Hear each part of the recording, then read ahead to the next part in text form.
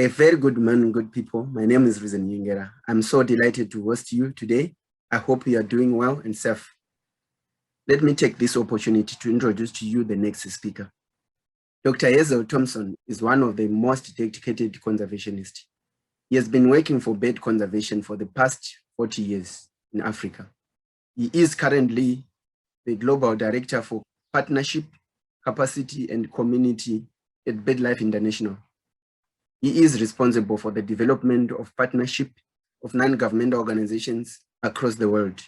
Today, he is going to take us back into the memory line and reflect on bird conservation issues in Africa from 2001 to 2021.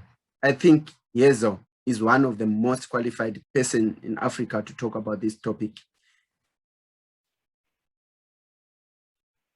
Hello everyone, thanks for attending this session and many thanks to BirdLife South Africa for organizing this virtual African Bird Fair. I'm delighted to be here. My name is Shokellu Thompson and I'll be giving you some personal reflections on bird conservation issues in Africa.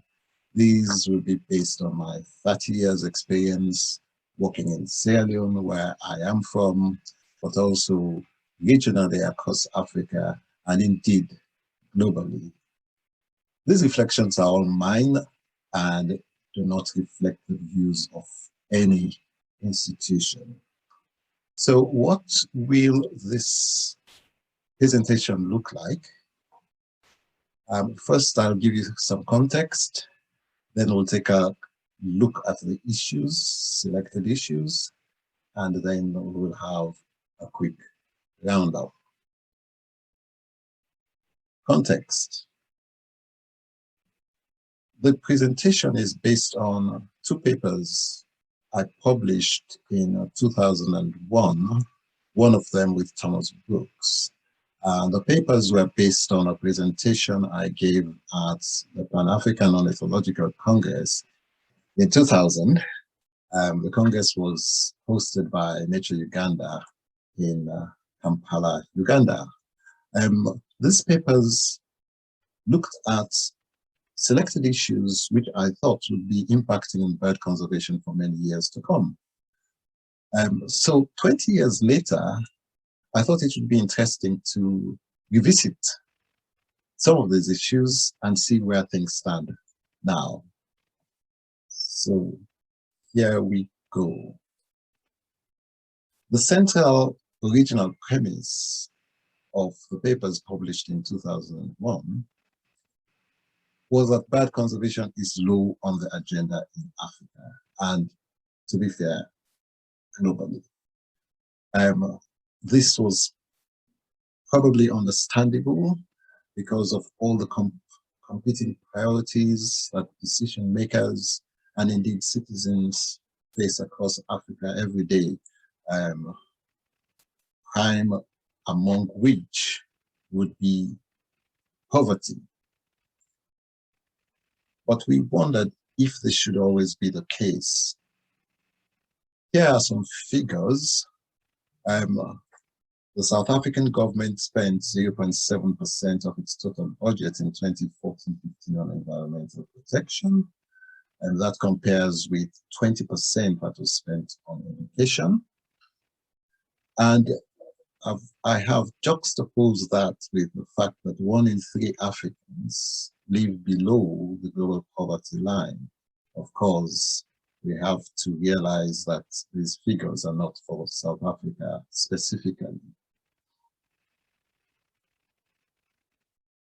So we look very quickly at some basic facts about Africa, which we are all quite familiar with. We have the second largest land mass, continental land mass globally, the second highest human population globally, and quite a few sovereign states. But here are the jewels in our African crown, Africa's birds. We have more than 2,400 species. These figures are from the BirdLife zone. 1,800 endemic species and 20 endemic bird families. Plus also, next time you see a mouse bird, we must realize that it is the only endemic order that is actually found only in Africa. But of course, the issue here as well is that at the moment, 283 of our birds are globally threatened. Again, these figures come from the BirdLife data zone, including the fact that 27 of them are critically endangered. It's quite disheartening for me personally to see that some species which were quite common when I was growing up, well, that's now more than 50 years ago, but to see the hooded vulture up there is discouraging. And that brings us to the fact, of course, that vultures are in dire danger in Africa. And although a whole range of organizations are working very hard at the moment to save them, this must give us pause for thought that 7 of our 11 species of vultures are threatened. This graphic simply shows the countries in which the highest number of globally threatened birds occur, and these are the top 5 in Africa at the moment. Again, the figures taken from the BirdLife data zone. The blue shaded area, the darker blue shaded area gives the proportion of the species that are endemic to the country, to that country. And here we see the threats that these birds face. The figures give you the number of species that are affected by each of these direct threats, from agriculture to hunting. Of course, we're all quite aware that the direct threats are underpinned by bigger drivers. And here I've listed some of these key drivers. Poverty, this is part of the received wisdom. But again, I have put next to it consumerism, which some would call overconsumption, or indeed market forces. For example, the drive and the push to extract natural resources and make profits from them. Then I've put up there as well population growth. This is a complex issue which we'll be looking at a bit more further down in the presentation. But you can see some of the threats on the screen there. Some of them are, in my opinion, key, like greed, corruption, etc., leading to destruction where, or in places where actually there shouldn't be destruction. I said that the poverty question is a complex one. And here you can see from this graphic that as of March 2019, poverty started falling in Africa. More people escaped poverty than fell into the poverty trap or that were living below the global poverty line. Now, this in itself is good news, and combined with other factors that we'll see in the next slide, this could help us in our drive to conserve our resources. In this graphic, you can see that life expectancy in Africa is increasing, the blue line, and the annual rate of population growth is actually decreasing. So if drivers include things like poverty, population growth, etc., these trends are showing us that we could actually harness some of these natural trends to help in our conservation of African birds. So on to the main issues which I highlighted 20 years ago, and here we'll take a look at each of them and simply say, well, where are things now, at least in my own opinion. The 5 issues we had highlighted in 2001 are listed up there. In addition, I have highlighted that there are cross-cutting themes of access, availability, and scale, which affect the way these issues are playing out in Africa. Let's look at the first issue I had highlighted in 2001. Communications, especially images, perceptions, and attitudes. And I had picked out 4 issues. First of all, I felt that terminology used in association with conservation was compromising our work. Conservation was being perceived as being protectionist, not on the side of the poor.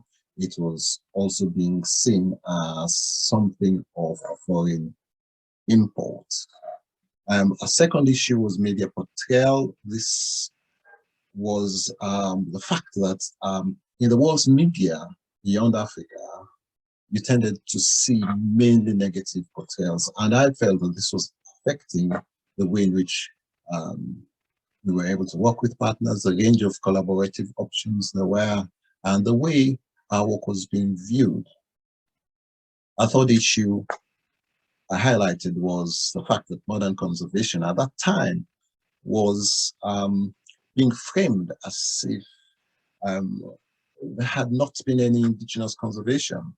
It was overlooking hundreds of years of indigenous conservation that had already been going on. And the final point was that at that time, methods of communicating the message of conservation, I felt, were often inappropriate and constraining our ability to connect with local communities. So let's take a quick look at what the situation, at least from my perspective, is looking like now. Terminology, from my perspective, I feel the perception of conservation being an import and the perception that it's protectionist, I think that has waned, because the way in which conservation is being done these days is mainly done by strong national conservation NGOs, for example, wildlife partners. It's being done in a way which at least tries to engage local communities, and not simply about putting up fences and keeping people out, as was the case 20, 30 years ago. So yeah, significant progress in that regard, but I think a new issue may be raising its head, which is the fact that conservation terminology is getting more and more complicated, and is sometimes, I think, only understood by the initiated who are actually doing the work, and that might link into communication as well. Media portrayal, I feel there has been mainly stasis. It hasn't changed much. Negative portrayal is there. What little coverage of Africa there is outside the continent tends to be of the negative variety. Some reviews have found. I feel though that there has been some changes. There is greater understanding of the way in which conservation and other issues are playing out in Africa. The issue is for there to be balanced coverage. Indigenous knowledge, a quick review showed that many players still feel that local knowledge is still devalued, and that we should be doing more to engage and tap into indigenous knowledge. And on message communication here, I think perhaps the greatest progress has been made when I compare with what was happening 20 years ago, in the sense that with the advent of social media, communication of a message of conservation has been turned on its head. Basically, it's quick, it's appropriate, and it enables quite a great deal more access than we had before. Moving on, So the next issue of capacity development. The image on the left shows bird guides and conservationists in Sierra Leone. The main figure in there is the premier bird guide in Sierra Leone holding the telescope, Momo Sise. And on the right, we have the 2020 students of the Leventis Ornithological Research Institute. I explained this because we'll come back to this a little bit later. The issues that came up 20 years ago were relatively few local conservation practitioners across Africa. How do we develop their capacity? Who has access to the capacity development resources? What's available? Whose capacity do we need to develop? At what level, to what end? What skills are needed? And for me, one question is where does capacity development end? Such that it becomes self-generating and spontaneous development of innovation and skills. A fourth point is leadership. We're asked whether we had a cadre of African conservation leaders inspiring and motivating young conservationists. Now let's take a look at my perspective on where things stand. I feel there has been an increase in the number of local practitioners. That has been my experience in Sierra Leone and several other African countries. More formal studies have backed this up. So you see a quote there which says that research output is increasing, although only in a few countries. We would need to look at that in a bit more detail. But personally, I feel that some of these reviews actually underestimate the availability of local practitioners. So going back to the premier bird guide in Sierra Leone, Momo Sise, with all due respect, our bird guides are not going to be appearing in research papers. They're not going to be writing log frames. But some of them, for example, like Momo, they are doing more for bird conservation nationally than almost anybody else. So I feel there's an underestimate there. And we should be thinking of ways to measure what's happening more in a way that captures all of the constituencies. Personally, I feel citizen science initiatives and genuine local community participation in conservation is increasing. Almost every program or project one comes across these days will have some aspect of engaging the community. Plus, there are some exciting citizen science initiatives on the continent, as we'll see later. Leaders, I feel, has been significant and I would even say spectacular progress. The establishment of APLORI, the Leventis Ornithological Research Institute in West Africa in 2002 was a significant step. It complemented and buttressed the work that the Fitzpatrick Institute in South Africa had been doing for many years. So we now have two premier ornithological institutes on the continent, helping to boost capacity. I feel we have a range of motivated individuals, homegrown, that are leading initiatives across Africa. For example, BirdLife Africa. For example, also the KBA community in Africa, which is led by a homegrown leader named Malewick from South Africa. And of course, the BirdLife Africa partners are expanding, they're growing and going from strength to strength. This simply illustrates what I've been saying before, from the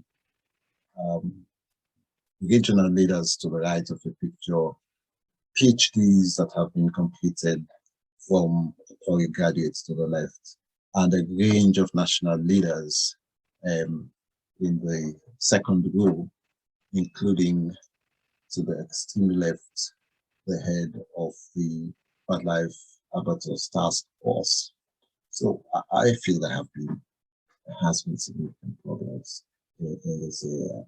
And the issue or key question now will be for these leaders, for them also to bring along other conservationists.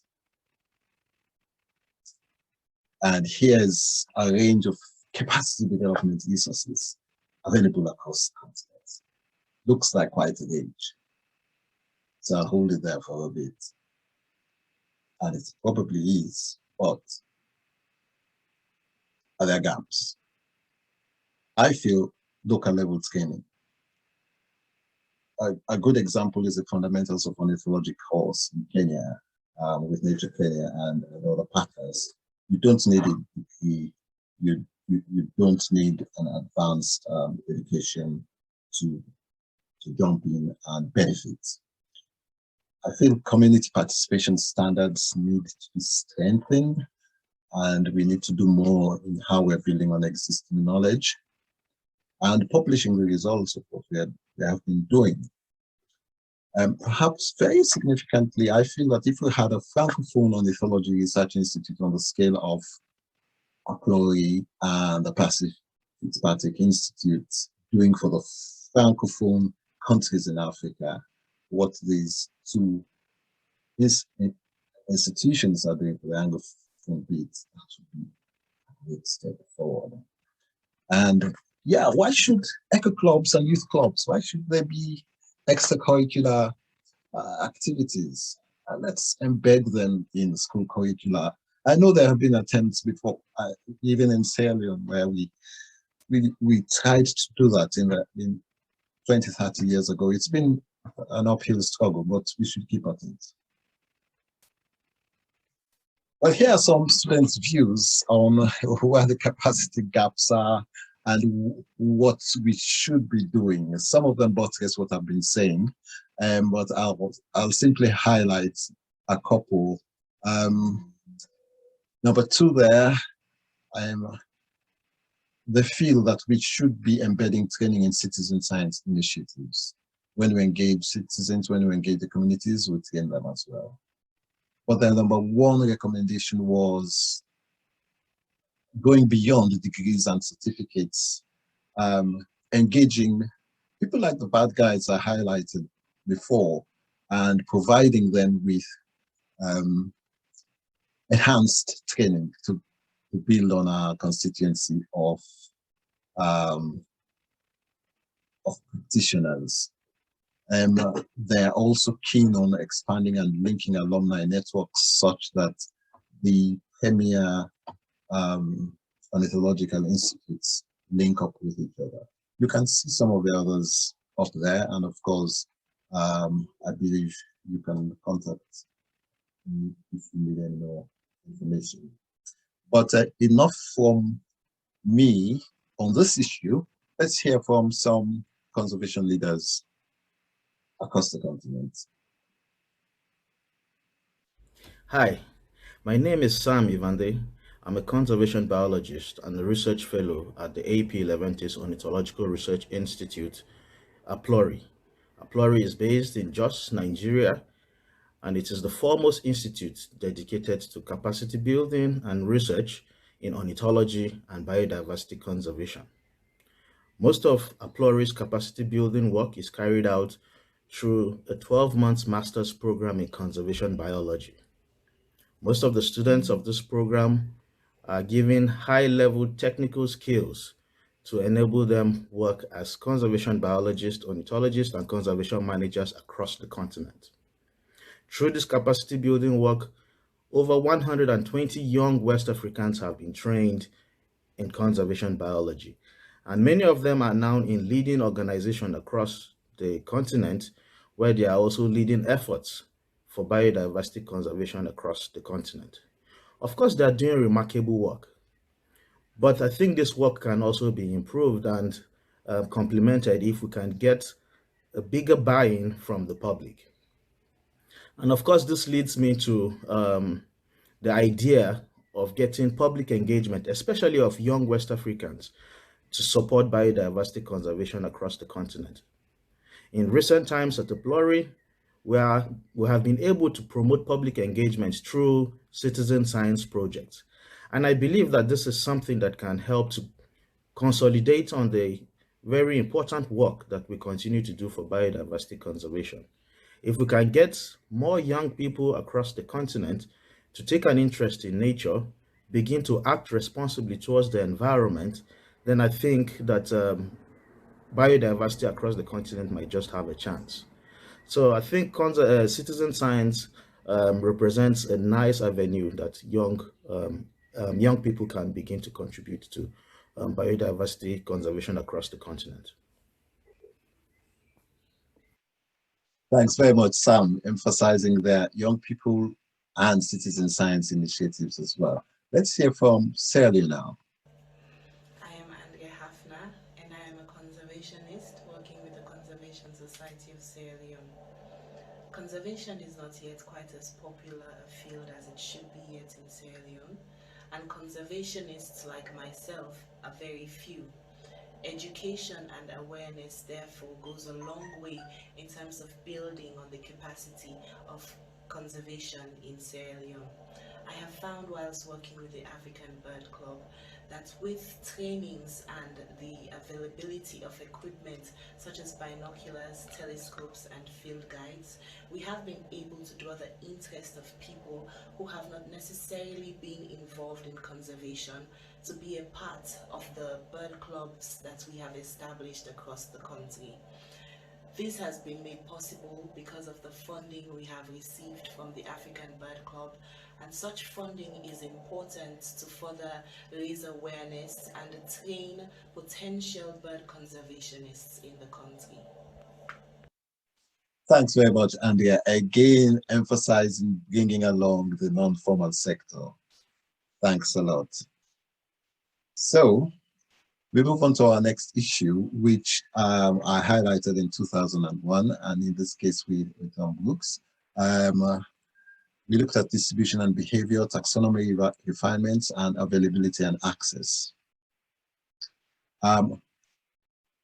We pointed out that we cannot protect the continent's birds if we do not know where they are, and we highlighted species-specific studies as being critical for bird conservation management. If you can see the quotes up there. So some of these issues still remain. Obviously, poorly documented areas in Africa remain. I've highlighted just two of there: Democratic Republic of Congo, the Republic of Congo-Brazzaville. But the issue of distributional information, I think, has improved dramatically. And this graphic is showing you the distributional records from the African Bird Atlas project, which uses an app, Birdlas app, to collect information from citizen scientists. There are now 18 million records all over Africa, 1.9 million records per year. Records have come from 47 countries. South Africa has 60 million records so far. Nigeria is also powering ahead with quite a number of records in bird clubs. And 15 countries, including those you see up there, now have formal projects to expand this African Bird Atlas project. A really promising development. We highlighted species-specific studies, and my sense is that these are going on all the time.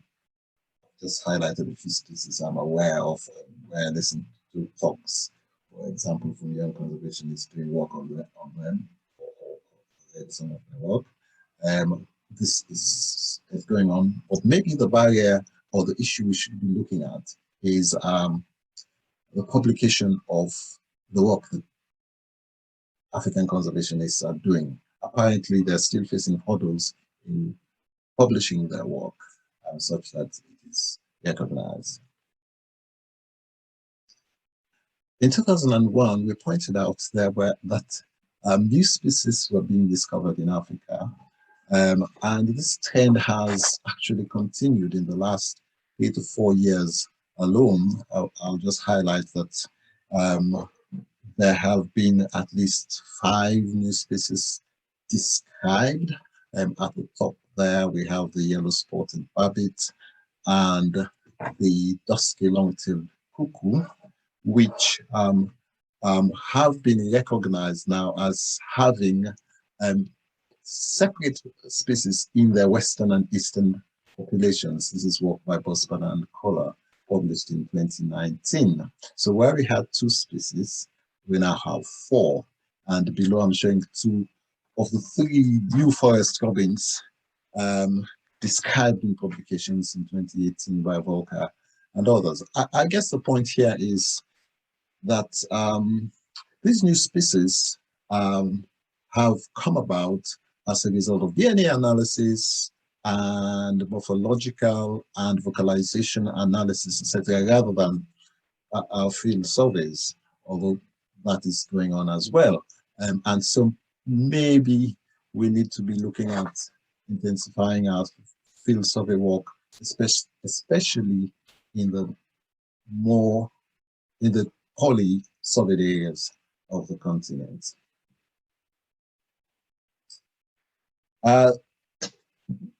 Then the final point around data,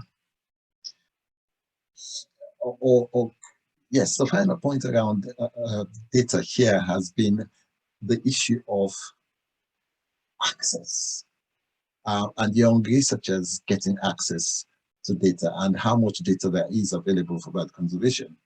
I think the situation now is much better than it was 20 years ago.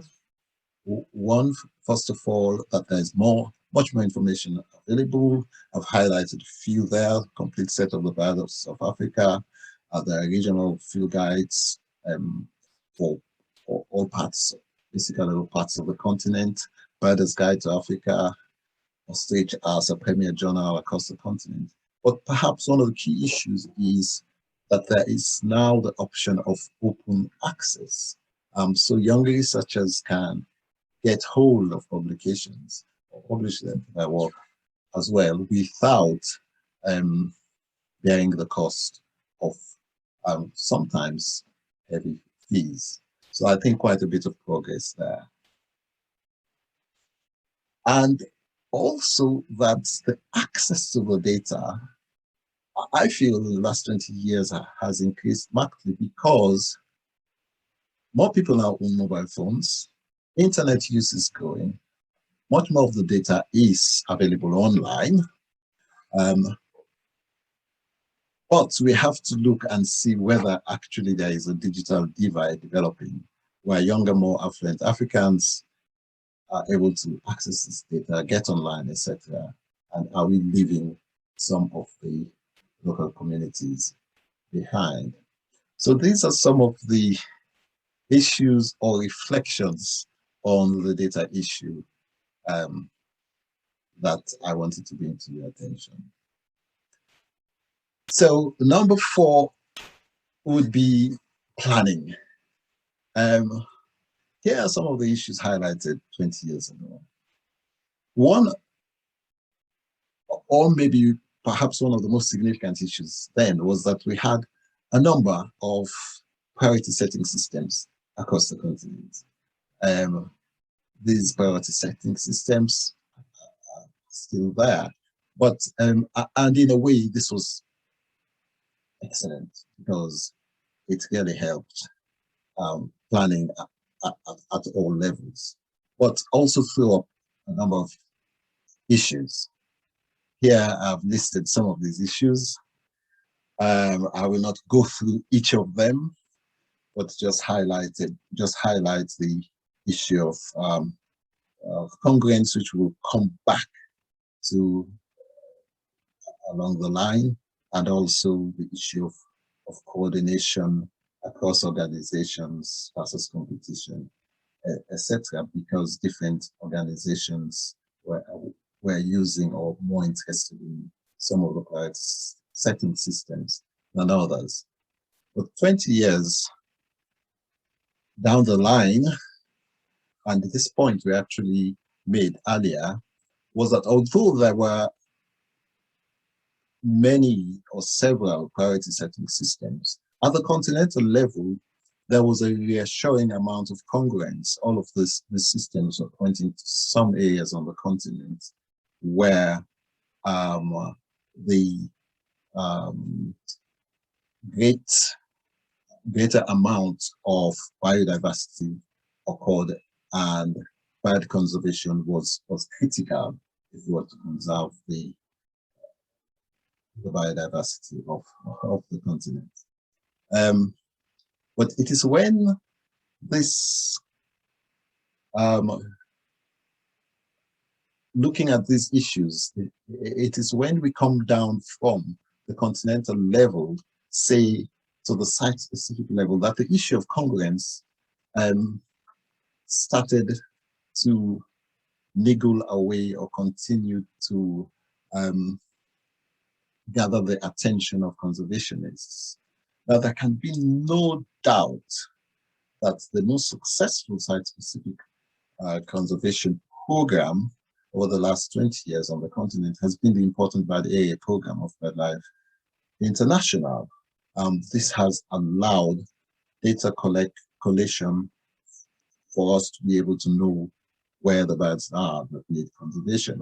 And on the right of your screen, you can see there the progress over the past 20 years, from pre-2001 to post-2001, and the inventories and monitoring reports of BirdLife and BirdLife partners have been accumulating. The only issue that continued to take the attention of some conservationists was whether, in fact, these priorities for bird conservation, as given by the important bird area program, did they capture all the taxa? The answer, of course, is yes, when there is enough data. But in some other areas, where there is not enough data, or in some cases, that was not the case. So that's why the development of the Key Biodiversity Areas program, I feel, has been a significant step forward, where a range of conservation organizations came together and the criteria for different taxa were brought together to have a global standard for the identification of key biodiversity areas. I feel this has led to there being a clearer voice to policymakers, clearer pointers of where we as conservationists think attention should be put, not only for this taxa or that taxa, but for biodiversity as a whole. So a significant step there. Probably my final point of planning is that quite a great deal of planning has gone on the African continent at the regional and sub-regional level. Of course, it goes on all the time at the national level, but I highlight this just to show that the priority setting systems and the data from these priority setting systems were being inputted into regional and sub-regional level planning, and I can highlight there the African Union Sustainable Forest Management Framework in 2020, the CPF assessments, the EU Larger Than Elephants or Wildlife Conservation Strategy for Africa program, etc. So this is very reassuring that this has gone on over the past 20 years, and quite a bit of this was not available pre-2000. We didn't have these many of these planning systems. I should point out that the ECOWAS Forest Convergence Plan in 2014 as well was a key step. But could there be issues with some of this? Let's take a look. Issues may arise when it comes to implementation. And here, 20 years ago, we highlighted that there should be a close fit between priority setting and action, and that policy level interventions make a great deal of difference when taking planning to implementation. And here, of course, as well, you would have seen in the previous slide, CPF assessments. I think that's one excellent example of using data, putting that into consultations, and then coming up with plans. But I'm sorry, I should go back on this one. Yes, I have to point out here that where there's a close fit between priority setting and action, as in the CPF assessments, that they brought forward not only the priority setting, but also what local stakeholder consultations, plus also provided funding means to actually take forward the implementation. And to the left of your screen there, you can see where there's a good fit, what the potential results can be. So Gabon, for example, is set to become the first nation in Africa to earn millions in results-based payments for conservation to the tune of 150 million, because the government has taken on board the priorities of the conservationists, has put it into action, and has made policy-level interventions. A key issue 20 years ago was the project approach. I don't think much has changed here. There are lots of efforts, for example, the trust funds, etc., but a great deal of conservation work still goes on based on projects that last a few years, and we have no option but to continue to try to find alternatives. The third point there is giving birds and biodiversity direct economic value. Yes, we've all put a lot of effort into this. Key issue is that the short-term gains are no match for other uses, sometimes, of the environment that can be obtained in a very, very short period of time. This, of course, overlooks the longer and broader picture. But again, we cannot give up on this issue. So to go forward, I wanted to highlight the Great Green Wall Initiative, because this is another example of planning leading to potentially very progressive implementation. And here the ambition is to restore 100 million hectares of currently degraded land across the Sahel. This will help to sequester 250 million tons of carbon, and the ambition is to create 10 million green jobs. It's starting to happen, and it shows what's possible when there is a fit between the priority setting and the planning and the implementation. This initiative also does take into account ecological processes. So it starts to deal with the desertification and climate change. It starts to look at livelihoods, and it brings in local and national stakeholders to carry out implementation.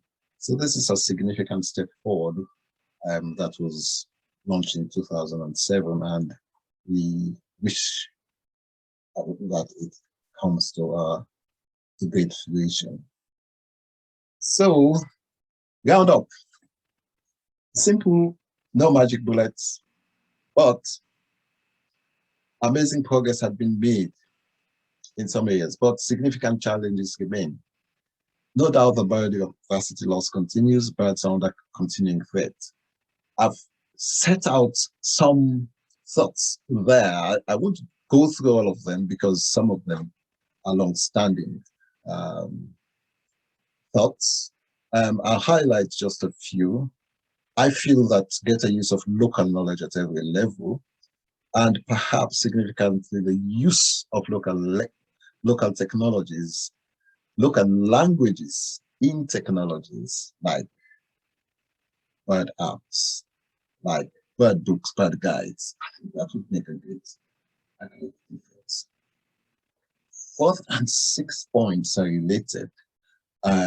we need open access, not only for data and projects and initiatives going on, but we need to have systems in which information or data can be put in at various levels, from the individuals to the site to the landscape level. And everyone can see what's going on, where the data is, etc. Some systems are starting to do that, like the African Bird Atlas project and others I know are being developed around forest conservation, etc., etc. But I think 4 and 6 have great potential for boosting the way we do bird conservation in Africa. But again, enough from me. I'll leave you with the thoughts of a younger conservationist as we round up. Before that, I thought I'd put up a slide on what bird conservation success looks like.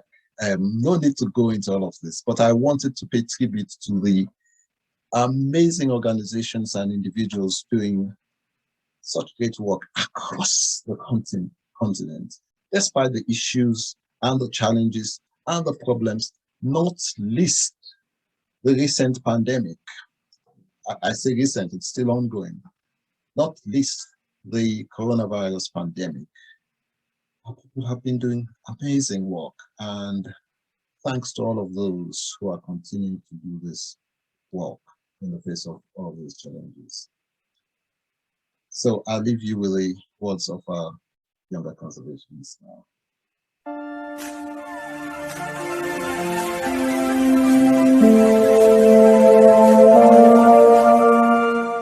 I am Miss Adejoros Wisdom, the team leader of the Better Earth Foundation. The Better Earth Foundation is a non-profit organization focused on creating awareness on the need to conserve nature and the environment through conservation education, conservation action, and research. At core, we believe that in creating a better earth for the future, it begins with our children valuing nature today.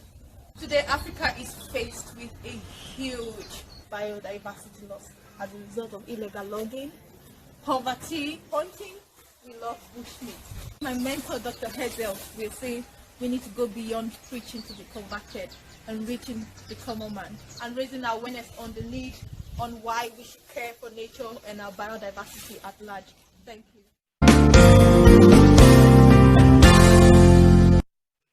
Thanks, girls. Going beyond preaching to the converted, key points.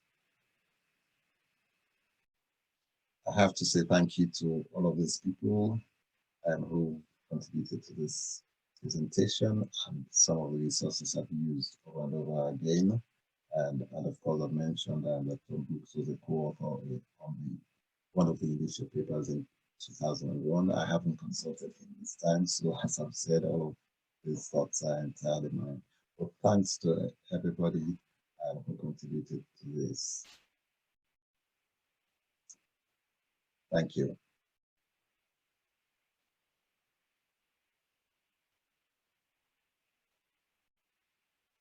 Thank you so much, Dr. Thompson, for this insightful reflection. I think if we work together to tackle these issues in Africa, our birds will benefit immensely. I would like to take this opportunity to thank our platinum sponsors, ITEL Tire, Ford Wildlife Foundation, MSC Cruise, ZAIS, and AA for making this event possible. Okay, we are now going for a 30-minute break. We'll be back at 12 o'clock on Feeder 1 for a tour on South African bird destination with Lynette Rodman, Chris Nutley, and Dr. Wim de Klerk. During the tea break, please do not forget to visit our exhibitors booth and silent auctions. Please don't miss out on our BirdLife membership competition. If you become a member during this bird fair, you are having the chance of winning a pair of Zeiss binoculars.